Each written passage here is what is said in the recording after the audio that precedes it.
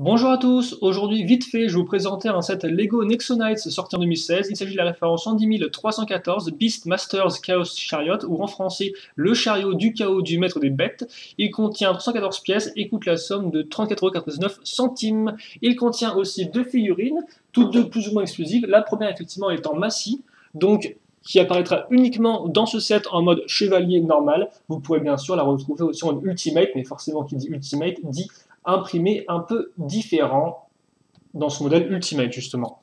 Donc voilà à quoi elle ressemble, avec la petite visière, double imprimé aussi, comme ceci. Et en termes effectivement d'armes et de boucliers, elle vient avec deux Nexo pouvoirs. Le premier étant Clapper Claw, dragon rouge, et le second étant Magnetize ou magnétisme. Voilà. Elle vient aussi donc avec une arme, à savoir sa masse, qui est ici, et qui est quand même assez solide. Seconde figurine maintenant, il s'agit du Maître des Bêtes. Là encore, Maître des Bêtes qui apparaît uniquement dans cette boîte de jeu pour cette première vague 2016. Néanmoins, lui aussi, vous pourrez le retrouver en version Ultimate. Et il faut savoir qu'effectivement, que contrairement à Massy, lui, en version Ultimate, n'est pas vraiment différent. Tout au plus a-t-il un imprimé de jambes autre. Voilà.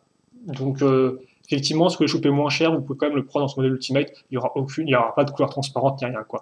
Et comme on peut voir, ce qui est plutôt cool, c'est que lui, en termes d'armes, il vient avec ces petits globelins, donc, de couleur orange, et ça, c'est quand même sympathique, parce que les globelins, ce sont un peu les ennemis principaux de Nexo Knight. Je vous montre rapidement le second, car effectivement, les deux imprimés sont différents, et ça, c'est plutôt cool de la part Lego de proposer de la diversité au niveau des imprimés.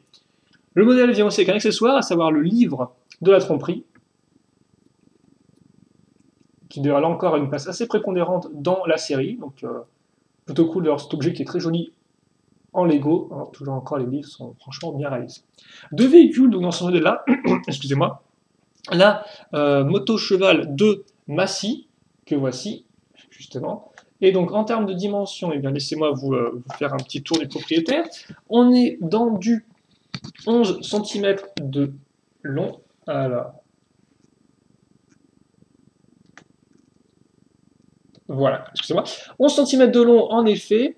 Ensuite, en termes de largeur, alors 0,8 pour la tête, mais 4,5 cm pour le reste. Et en termes de hauteur, ce sera aussi 4,5 cm. Vous noterez forcément la tête de cheval qui est très bien réalisée avec des petites pièces à ce niveau-là. On retrouve tous les éléments, museau, œil, oreille, les poignets à ce niveau-là, et surtout tout l'arrière en fait qui est fait avec une pièce de carrosserie de moto qui rend plutôt bien justement, qui a une forme qui épouse la forme du réacteur par exemple et la forme générale du cheval. Vous noterez aussi les pièces d'accroche à ce niveau-là qui permettront donc de mettre le bouclier et l'arme de Massy. Je vous rappelle aussi que ces petites motos turbo cheval eh bien, n'est pas exclusif à Massy car en effet les autres chevaliers les auront aussi à peu près similaires en fait. Tout ce qui change ce sera la couleur. Donc voilà comme ceci. On s'occupera de mettre Massy pour la conclusion de la vidéo. Mais au moins comme ça vous avez une comparaison de taille. Donc franchement très bonne forme, assez dynamique et bonne utilisation des pièces. Donc franchement une bonne petite construction que cette moto. On passe ensuite au chariot en lui-même que voici. Alors là forcément en termes de taille on est un peu au niveau supérieur, surtout en termes de longueur, car en effet on est là pour le chariot dans du 30 cm de long, donc ça ne rigole plus. En termes de largeur, alors là encore effectivement on aura trois largeurs différentes selon là où vous mesurez.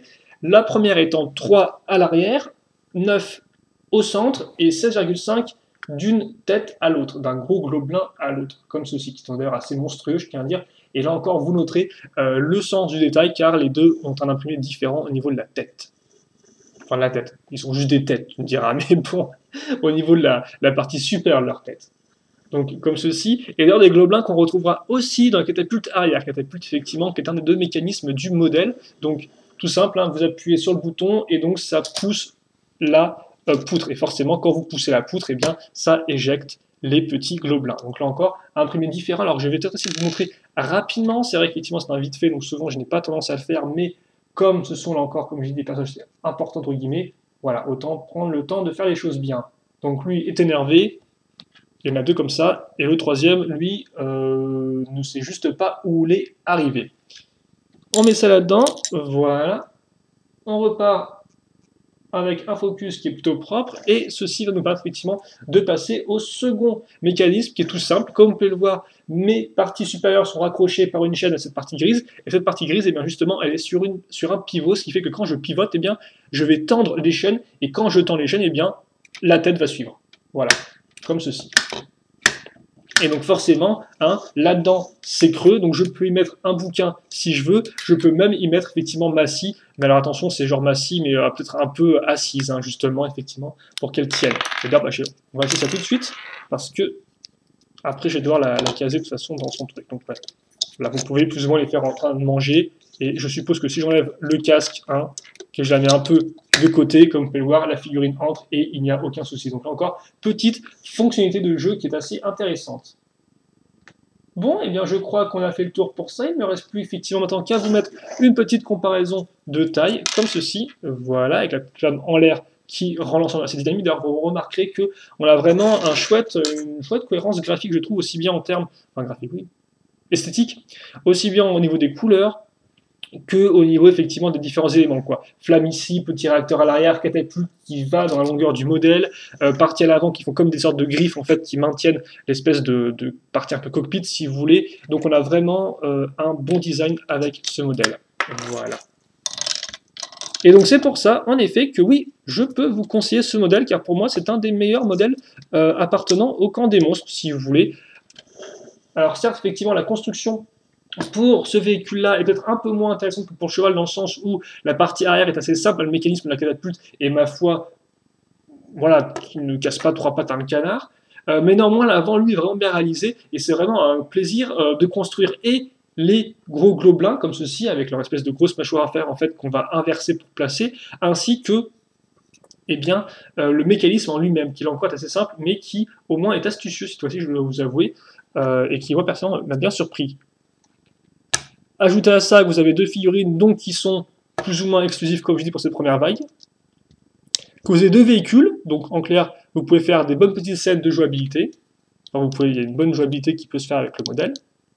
Voilà. Plus le livre qui forcément est un bel instrument et qui est utile à l'histoire, hein, parce que je rappelle qu'effectivement, l'histoire, c'est avant tout que les méchants veulent récupérer des bouquins pour avoir plus de puissance.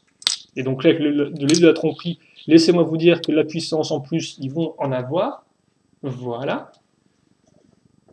Et donc je crois que c'est à peu près tout pour ce modèle-là. Donc vraiment que je peux vous recommander. Bon petit mécanisme, rigolo comme tout. Et je pense vraiment un des modèles entre guillemets un peu emblématiques de cette première vague pour les monstres. C'est un des premiers qui a été montré au Toy Fair.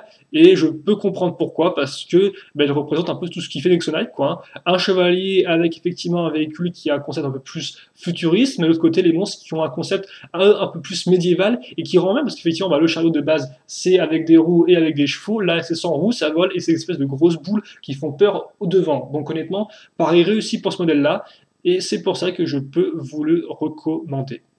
Vraiment un bon petit modèle qui représente bien le thème et qui en plus n'est pas non plus si cher que ça. Bon, 36 €, 35 €, ça fait une certaine somme, c'est vrai, mais voilà, c'est pas non plus les 55 de Gestro. Donc à vous de voir, mais en tout cas, moi, putain, c'est vrai que je peux vous recommander. Voilà. Si vous avez des questions, des commentaires, néanmoins, n'hésitez pas à les poser. Je réponds avec grand plaisir, comme d'habitude. Et puis nous, eh bien, on se retrouve plus tard pour de nouvelles vidéos. Donc portez-vous bien, passez une bonne journée, une bonne soirée, une bonne ce que vous voulez. Et à la prochaine. Allez, salut à tous, à plus.